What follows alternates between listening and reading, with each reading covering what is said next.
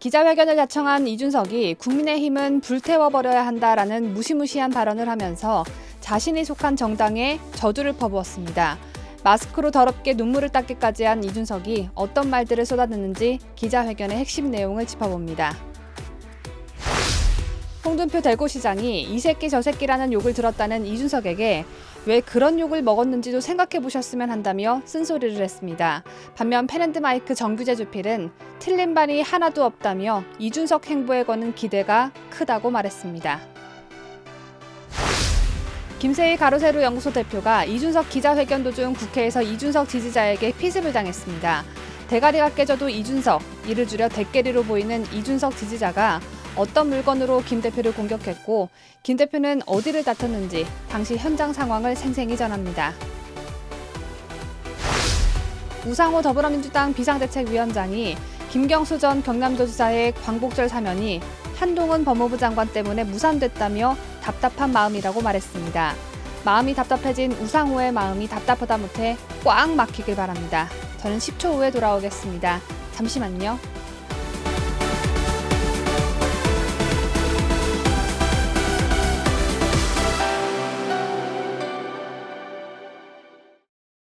시청자 여러분 안녕하십니까? 2022년 8월 14일 일요일에 전해드리는 뉴스데일리 베스트 시작합니다. 이준석이 예고한 대로 13일 기자회견을 열었습니다. 이준석이 이날 공식 석상의 모습을 드러낸 건 지난달 8일 국민의힘 윤리위원회로부터 당원권 정지 6개월의 징계를 받은 후 36일 만입니다. 저 같으면 당대표로서 징계를 받은 것이 부끄러워서 쥐구멍에 들어가 숨어 살 것 같은데 이준석은 뭐가 그렇게 당당할까요? 이준석의 얼굴은 대체 얼마나 두꺼운 건지 볼따구를 한번 꼬집어 비틀어 보고 싶습니다. 기자회견 내용을 전하기에 앞서 제가 총평을 먼저 좀 하자면요. 이준석의 단어 선택은 북한 공산당스러웠고 이준석이 카메라 앞에서 흘린 눈물은 감수성에 의존하는 좌파들 같았습니다. 이준석은 뼛속까지 좌파가 아닐까 하는 합리적 의심이 들 정도였는데 내용을 들어보시면 제가 왜 이렇게 평가하는지 충분히 공감하실 겁니다. 먼저 이준석은 사람에 충성하지 않는 국민의힘을 넘어서 조직에 충성하는 국민의힘을 불태워버려야 한다라고 말했습니다. 불태워버려야 한다. 이 말은 문재인이 2016년 박근혜 대통령 탄핵 촛불 집회에서 가짜 보수를 불태워버리자라고 말했던 것과 같은 표현입니다. 평소 박근혜 대통령의 탄핵은 정당했다는 생각을 가지고 있는 이준석이 문재인의 그 멘트를 듣고 감명이 깊어 뇌리에 꽂힌 채로 살고 있었던 건 아닌지 이런 소름 끼치는 생각마저 듭니다. 자신의 정치 생명을 연장하기 위해 전국 방방곡곡을 돌아다니느라 얼굴이 새카매져서 등장한 이준석은 지난 2년 동안 쌓아올린 당의 승리 방정식이 송두리째 무너져가는 것을 보면 마음이 송곳으로 찌른 듯 아프다라며 국민의힘과 윤석열 대통령을 향한 공격을 개시했습니다. 이준석은 또 오로지 자유와 인권의 가치와 미래에 충실한 국민의힘이 돼야 한다며 보수 정당은 민족주의와 전체주의, 계획경제 위주의 파시스트적 세계관을 버려야 한다고 일갈했고 지난 2년 동안 쌓아올린 당의 승리 방정식이 송두리째 무너져가는 것을 보면 마음이 송곳으로 찌른 듯이 아픕니다. 결국 이 정권이 위기인 것은 윤핵관이 바라는 것과 대통령이 바라는 것 그리고 많은 당원과 국민들이 바라는 것이 전혀 일치하지 않기 때문입니다. 마음이 송곳으로 찌른 듯 아픈 이준석 심정 천번 만번 이해합니다. 왜냐? 이준석이 말한 그 당의 승리 방정식은 누가 만들었습니까? 이준석 본인이 만든 것이죠. 자기 자신이 세웠던 계획이 무너졌으니 마음이 송곳으로 찌른 듯이 아플 만도 하죠. 그런데요. 이준석이 말을 반대로 한 것 같습니다. 그 방정식 이름은 승리 방정식이 아니라 패배 방정식이 아닌지요. 혹은 이준석 너 혼자만 승리하고자 하는 승리 방정식은 아니었는지요.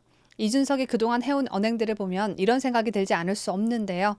민족주의, 전체주의, 파시스트 등 정치학의 가장 기본이 되는 용어들은 다 갖다 붙이며 자신의 성상납 사건이 아닌 엉뚱한 말만 하는 걸 보면 더욱 그렇습니다.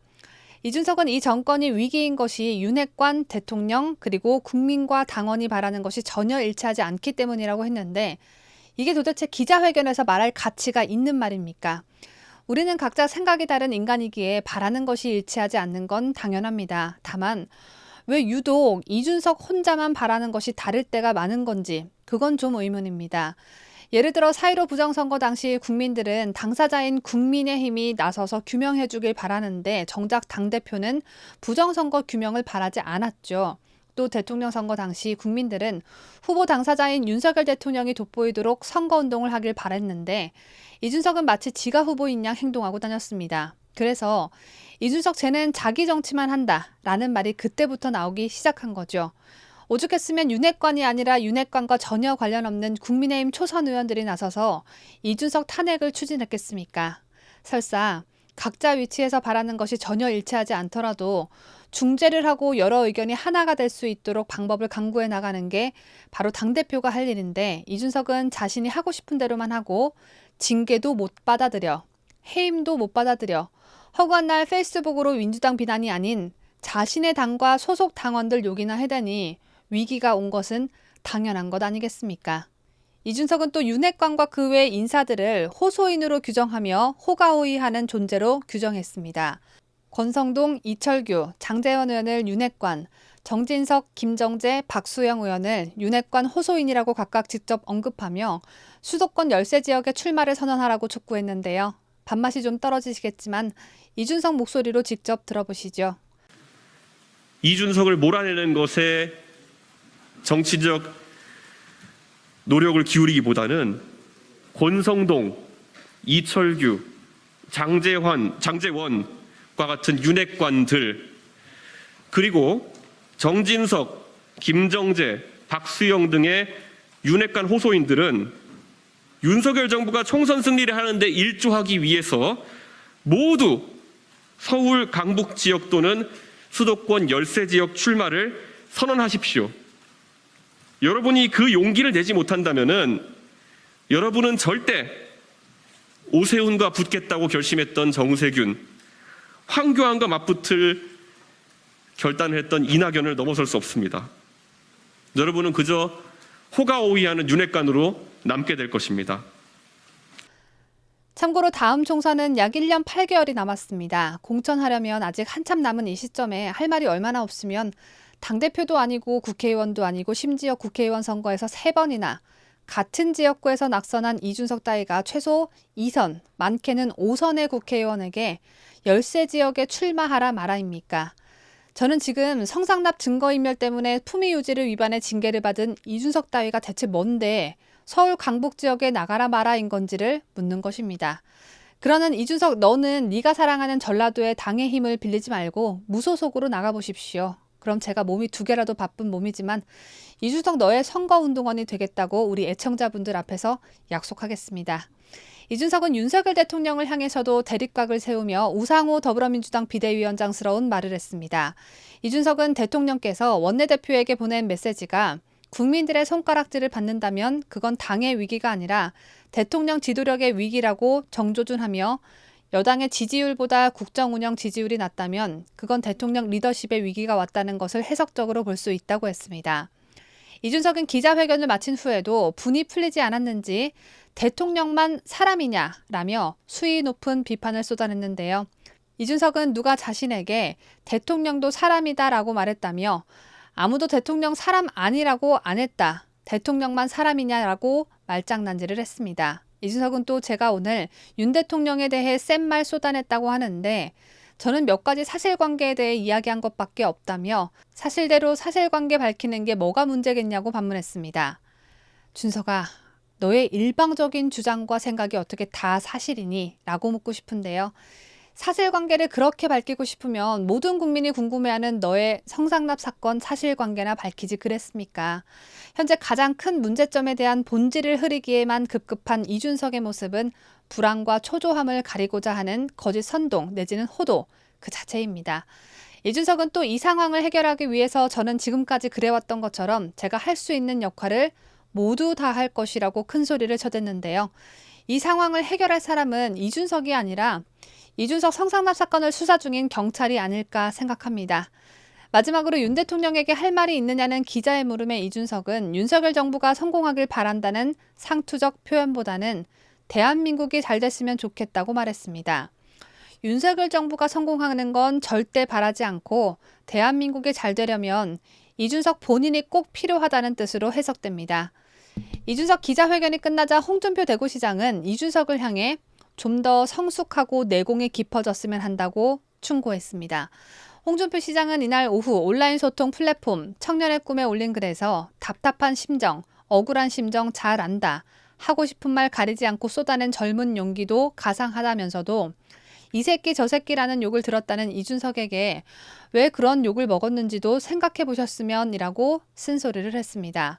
이어 홍 시장은 탄핵 때 당내 일부 세력들이 민주당과 동조해서 억울하게 쫓겨난 박근혜 전 대통령의 심정을 생각해 보신 일이 있나? 바른미래당 시절 손학규 전 대표를 모질게도 쫓아낼 때 손 전 대표의 심정을 단 한 번이라도 생각해 보신 일이 있나라며 돌고 돌아 업보로 돌아오는 것이 인사라고 했습니다. 이준석이 국민의힘은 조직에 충성하는 파시스트적 생각을 버려야 한다고 했다는 질문에는 억울한 심정 이해하지만 좀 더 말을 가려서 했었으면이라고 답글을 달았습니다. 앞서 홍 시장은 이준석 입장에서 중재를 해보려고 노력했지만 이준석이 최근 대응하는 모습을 보고는 이제 그만두기로 했다고 밝힌 바 있죠. 자기 생각이 이 세상 최고인 줄 알고 남이 하는 조언은 개풀 뜯어먹는 소리 취급하는 이준석 파악을 홍 시장이 너무 늦게 하신 듯합니다. 이런가 하면 이준석 기자회견 내용을 너무나도 감명 깊게 듣고 동조하며 이준석을 극찬한 사람이 한 명 있습니다. 바로 정규재 펜앤드마이크 대표이사이자 주필인데요. 정규재 씨는 틀린 말이 하나도 없다며 4.15 부정선거와 마찬가지로 이준석과 한마음 한뜻을 내비쳤습니다. 정규재 씨는 이날 페이스북을 통해 이 전 대표의 마음은 이미 국힘당을 떠났다. 그렇다면 그것에 맞는 태도를 취하는 것이 옳다고 평했습니다. 정 씨는 또 이준석 전 대표는 개고기를 양머리라고 팔았던 자신을 자책했다며 맞다. 내가 그동안 끈질기게 요구해왔던 윤석열 대통령에 대한 사과와 맥락이 같다고 했습니다. 그러면서 보수는 국민들에게 거짓을 팔고 사기를 쳤다. 도저히 대통령이라는 직업을 이해도 하지 못하는 사람을 대통령 후보라고 팔았던 것이라며 국민들에게 겁이나 주고 검찰권을 제멋대로 휘둘러왔던 빌런을 자유의 전사라도 되는 것처럼 포장했던 것이 보수가 이번 대선에서 또 사기를 친 핵심이라고 했습니다.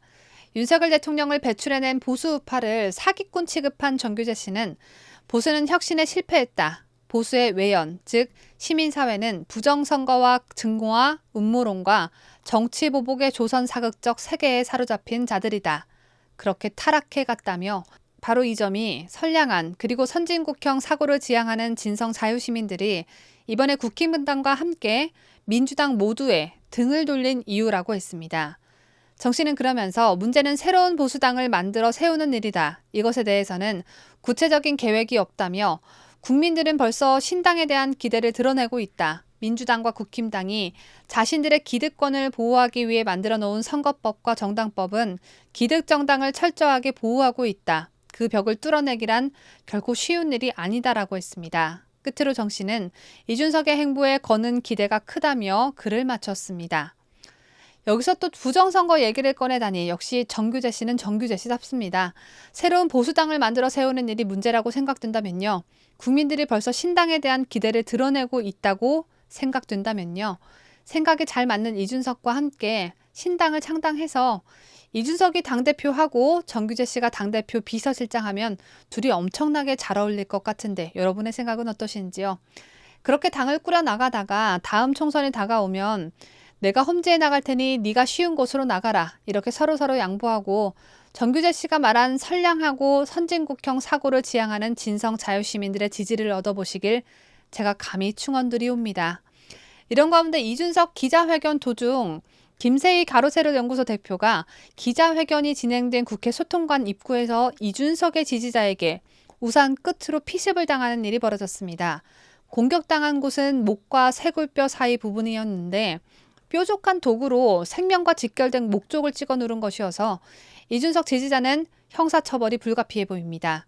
앞서 지난 12일 이준석 기자회견장에 직접 찾아가서 성상납 관련 질문을 하겠다고 예고한 김세희 대표는 기자 출입증이 없는 관계로 기자회견장에 출입하지 못하고 소통관 입구에서 이준석을 기다리고 있었습니다. 그런데 이때 키가 큰 한 남성이 자신이 소지하고 있던 장대 우산 끝으로 김세희 대표 목을 찔렀는데 이 남성은 김 대표 목을 찍어 누르자마자 빛의 속도로 도망을 갑니다.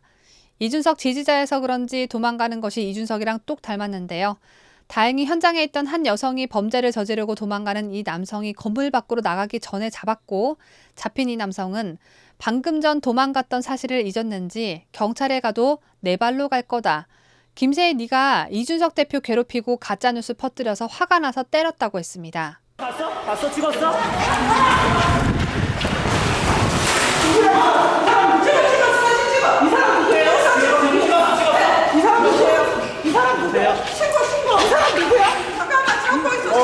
지금 목에다가 지금 폭행한 거 봤어? 폭행한 거 찍었어? 가도 경찰로 가도 내 발로 갈 거야. 너 지금 나 폭행했어? 네가 이준석 대표 괴롭히고 가짜뉴스 퍼뜨려서 조조까지 괴롭히고 진짜. 너 지금 나 폭행했어? 얘 지금 폭행한 거 때렸어요, 안 때렸어요? 거짓말 내가 화가 못하지? 나서 때렸다. 사실 저는 이 남성을 2, 3년 전에 야외 생방송 현장에서 몇 번 본 적이 있습니다.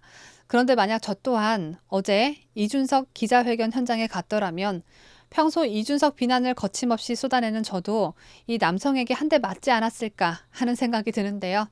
그 자리에 제가 없었다는 게 천만다행입니다. 국회 직원이 폭행이 일자마자 경찰에 신고했기 때문에 경찰은 현장에 바로 도착했고, 김세희 대표는 생방송을 마친 후 병원에 가서 치료를 받았습니다.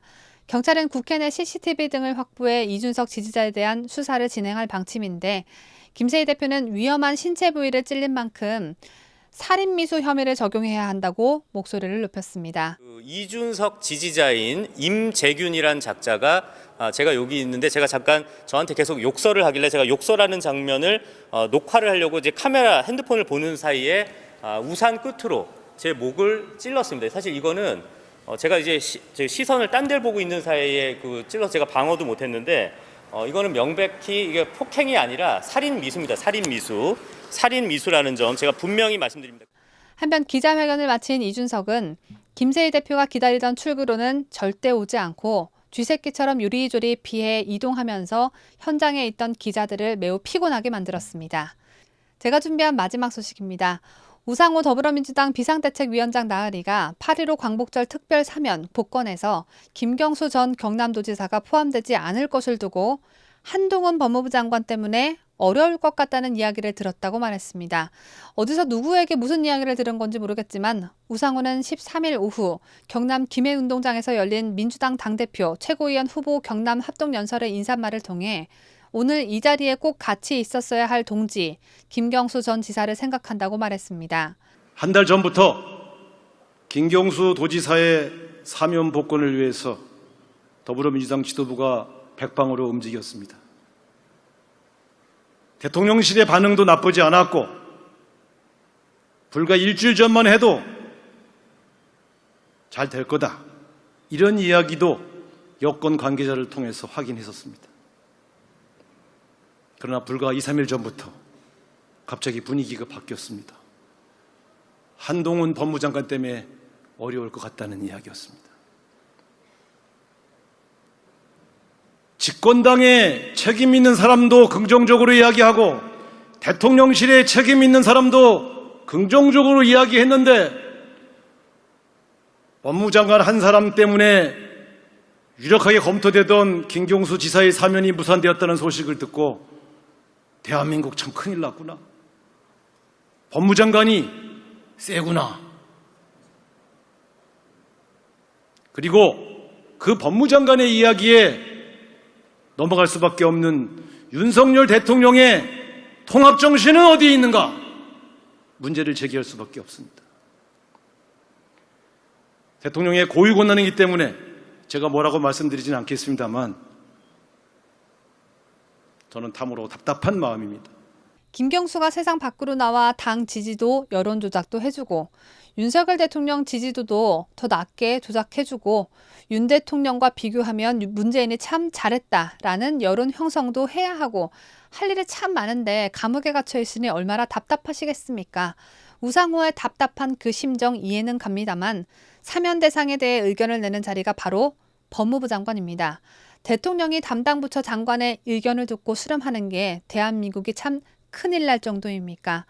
대선 여론조작 사범, 민주주의 파괴범에게 면죄부를 준다면 그거야말로 참 큰일이겠죠. 우상호는 2, 3일 전까지만 해도 분위기가 좋았다느니 김경수 사면이 잘 될 것이란 얘기를 들었다느니 어디서 닭이 꽃기호 하는 듯한 그딴 유언비어 퍼뜨리지 말고 김경수와 함께 문재인까지 잡혀 들어가지 않은 것만으로도 감사히 여기길 바랍니다. 김경수가 못 나오는 게 그렇게 안타까우면 면회 가서 철장장 붙잡고 대성통곡 한번 하고 오십시오. 그러면 답답했던 속이 뻥 뚫리지 않을까요? 제가 준비한 소식은 다 전해드렸습니다. 징검다리 연휴에 날씨가 좋아야 할 텐데 비 소식이 또 있지요. 폭우로 피해를 입은 지역이 더 큰 피해를 입지 않길 간절히 바라면서 이번 영상은 여기서 마칩니다. 끝까지 시청해주신 여러분 대단히 고맙습니다.